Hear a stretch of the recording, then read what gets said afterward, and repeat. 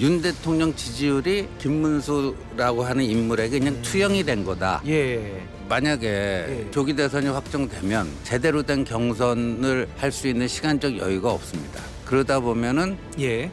김문수 장관이 유리한 환경이 될 가능성도 있죠. 엄청난 딜레마에 좀 빠져 있는 거죠. 이러지도 저러지도 못하는 지금 윤 대통령과의 관계 설정을 어떻게 할 것인가. 이재명 대표는 얼마 전부터 중도 실용 코스프레를 엄청나게 세게 하고 있잖아요. 예. 본인의 이미지 개선뿐만 아니라 중도 확장을 위해서 그렇게 하고 있는 건데 지금 저희 당에서는 조기 대선이라는 용어가 사실상 금기시되고 있지 않습니까? 그게 왜 금기시되는가?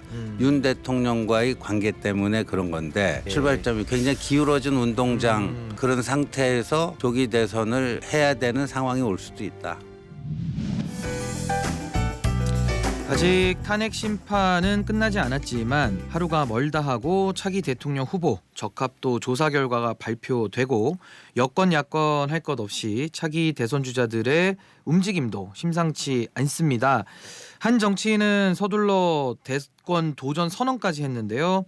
오늘은 이와 관련해서 신지호 전 국민의힘 전략기획부총장님 모시고 이야기 나눠보겠습니다. 신지호 부총장님 어서 오십시오. 네, 안녕하세요. 예, 아침 일찍 나와주시는 이거 아닙니다. 예, 감사합니다. 지금 뭐 현안들이 워낙 많아가지고요. 네. 좀 하나하나 여쭤봐야 될 것 같은데 윤석열 대통령과 당과의 좀 관계에 대해서 좀 여쭙고 싶은데 최근에 권영세 비대위원장 그리고 권성동 원내대표 나경원 의원까지 윤석열 대통령 구치소에 개인 자격으로 인사를 갔습니다. 네. 그러니까 이게 개인 자격이라고 하려면은 어떤 직을 내려놓거나 어떤 자연인으로 돌아갔을 때 개인 자격으로 갈 수 있는 건데 당의 대표격인 비대위원장과 2인자인 원내대표가 구치소에 접견을 가는 모습 이거 좀 어떻게 보셨습니까? 지금 국민의힘은요 엄청난 딜레마에 좀 빠져 있는 거죠. 딜레마에 빠져 있다. 엄청난 딜레마고 예. 지금 윤 대통령과의 관계 설정을 어떻게 할 것인가. 뭐 뚜렷한 해법이 없는 상태에서 이러지도 저러지도 못하는 그 딜레마에 빠져 있는 게 아닌가 보여지는데 사실상 지금 이재명 대표는 얼마 전부터 중도 실용 코스프레를 엄청나게 세게 하고 있잖아요. 예. 그럼 뭐 본인의 이미지 개선뿐만 아니라 중도 확장을 위해서 그렇게 하고 있는 건데 지금 저희 당에서는 조기 대선이라는 용어가 사실상 금기시되고 있지 않습니까? 예. 금기시되고 있는데 그게 왜 금기시되는가? 윤 대통령과의 관계 때문에 그런 건데 그렇다고 윤 대통령과 운명 공동체로 쭉 나갈 수도 없는 거고 예. 그렇다고 지금 헤어질 결심을 하지도 못했고 그래서 좀 굉장히 좀 어정쩡한 상태죠. 근데 이런 상태에서 예. 1차적인 바람은 탄핵이 기각돼서 윤 대통령이 직무에 복귀하는 거지만 뭐 우리 신 변호사님도 뭐 법조인이니까 잘 아시겠지만 법조인들의 다수는 탄핵이 인용될 가능성이 높다. 예. 이건 다들- 형사 재판하고 다른 거니까요. 네, 예. 다들 그런 또 그 식견이 있는 분들이 또 그런 전망들을 많이 합니다. 그러니까 예. 기대와 다른 결과가 나왔을 때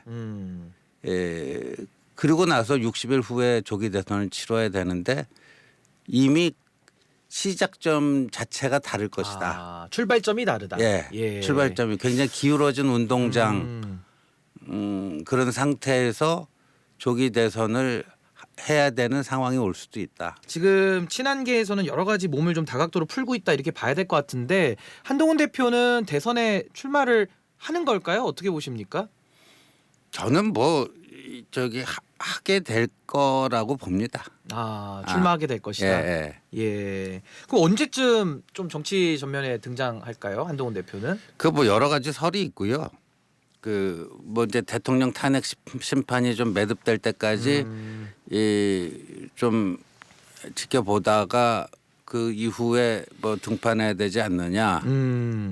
저 정성국 의원이 또 그런 생각을 갖고 있는 것 같고 조금 신중한 입장이네요. 그러니까 파면 예. 때까지는. 파면이 아니고 일단 예. 이 좀 변론기일이 일단 끝날 때 정도. 그러니까 선고 전. 정도. 예. 이제 박근혜 대통령의 때는 17차례 변론기일이 있었더라고요. 예. 지금은 이제 오늘이 이제 6차 변론기일이잖아요. 그렇습니다.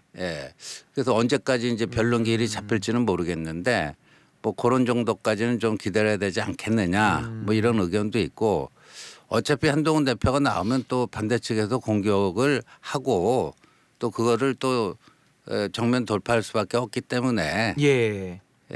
뭐 그냥 빨리 나오는 게 좋다 뭐 이런 의견도 있고 또 다양한 의견이 있겠네요. 다양한 네. 의견이 있습니다. 그래서 그거는 뭐 한동훈 대표의 결단에 달린 거라고 봅니다. 결단에 달린 것이다. 근데 지난 박근혜 대통령 탄핵 때의 대선과 지금의 대선이 좀 다른 것은 네. 그때 박근혜 대통령 때는 어떻게 보면은 대선이 치러지긴 했는데 거의 홍준표 당시 네. 그때 경남지사죠. 거의 차출하다시피 해서 네. 추대를 해버렸는데 거의 추대였죠. 예, 근데 이번에는 그 경선을 좀 하게 될 걸로 보이지 않습니까? 그렇다면 김문수 지금 노동부 장관의 좀 우세라고 할까요? 네. 뭐 약간의 바람, 네. 이게 지금 좀 있는 걸로는 보여지는데 앞으로는 이 대선 흐름이 어떻게 전개될 걸로 보십니까?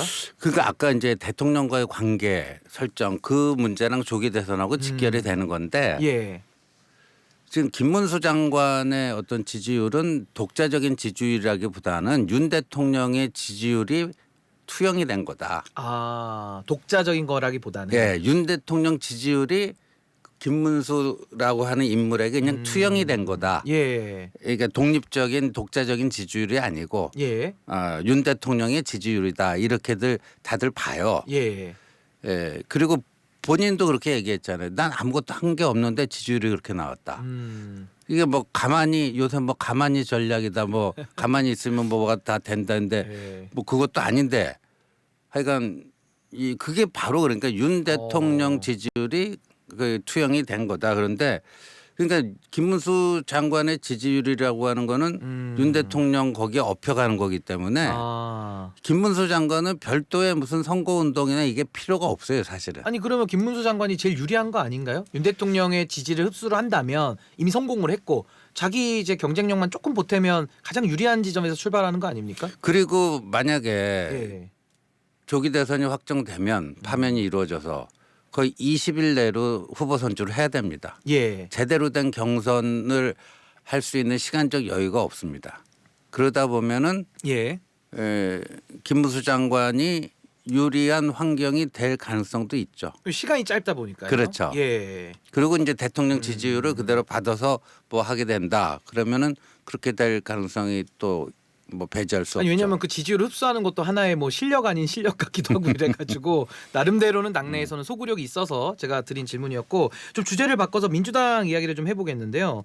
김경수 전 지사가 최근에 뭐 이재명 대표 비판 발언도 많이 했는데 민주당 복당 신청을 했다고 합니다. 네. 이런 김경수 지사를 포함한 뭐 김부겸 총리, 뭐 김동연 현 경기도지사 이런 좀 비명계들의 흐름 좀 어떻게 지켜보고 계십니까? 뭐 아직까지는 이재명 대표의 그 일극 체제를 위협할 정도는 아니다. 아닌데 이분들이 이제 잘 전략을 잘 짜서 움직여야 되지 않을까 싶어요. 워낙 이제 이 그 세가 차이가 많이 나죠. 엄청난 차이가 나잖아요. 예. 거의 뭐 그 현실입니다. 현실. 예, 그게 현실이에요. 예.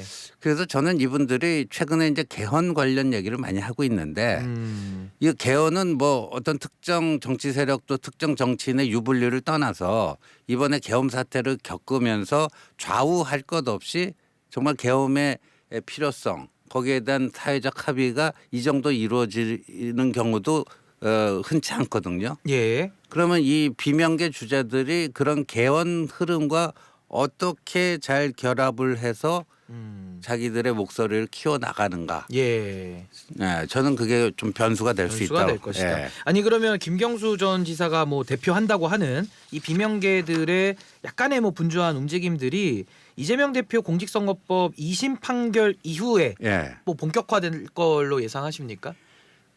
2심 판결이 1심하고 똑같이 나오면 그 목소리 더 커지겠죠. 더 커질 것이고. 예, 더 커지겠죠. 음. 예, 근데 뭐 만약에 또 무죄가 나면 이제 뭐 더 사그라들 그렇죠. 것이고. 예. 그럼 여기도 이제 법원의 판결을 좀 봐야 될 것 같고요. 관련해서 이재명 대표가 자신의 이제 공직선거법 2심 재판부에 위헌 법률 심판 제청을 했습니다. 그러니까 이 뜻은 법률에 대해서 이거 위헌이니까 한번 네네. 헌법재판소에 법원이 제청을 좀 해주십시오. 그러니까 그렇죠. 의뢰를 해주십시오라는 뜻이고 이게 받아들여지면 재판이 정지가 되거든요. 네. 그래서 이런 상황에서 좀 이재명 대표가 재판 지연하기 위한 하나의 전략 아니냐 이런 의견들도 나오는데 우리 부총장님 어떻게 보십니까? 당연히 뭐 그런 지연을 위한 꼼수라고 보고요. 경기지사 시절에 왜 친형을 정신병원에 강제 입원시킨 적 없다 해서 예. 그때도 뭐 선거법 재판을 받은 적이 있지 않습니까? 그때도 이걸 했어요. 고등법원에서 벌금 300만 원 받고 예. 당선 무효형이 나오니까 예. 대법에 올라가서 예. 2019년 11월인가 똑같은 사유로 똑같은 공직선거법 250조 1항이 표현의 자유를 침해한다. 예. 위헌이다 해서 그때도 위헌 법률 심판 제청을 했는데 권순일 대법관도 포함된 그 대법원에서 기각을 했어요. 예. 권순일 대법관 이재명 대표를 정치적으로 살려줬다라고 평가를 받는 그 권순일 대법관조차도 기각을 했다. 예. 오늘은 여기까지 하겠습니다. 지금까지 신지호 전 국민의힘 부총장님과 함께했습니다. 감사합니다. 네, 고맙습니다.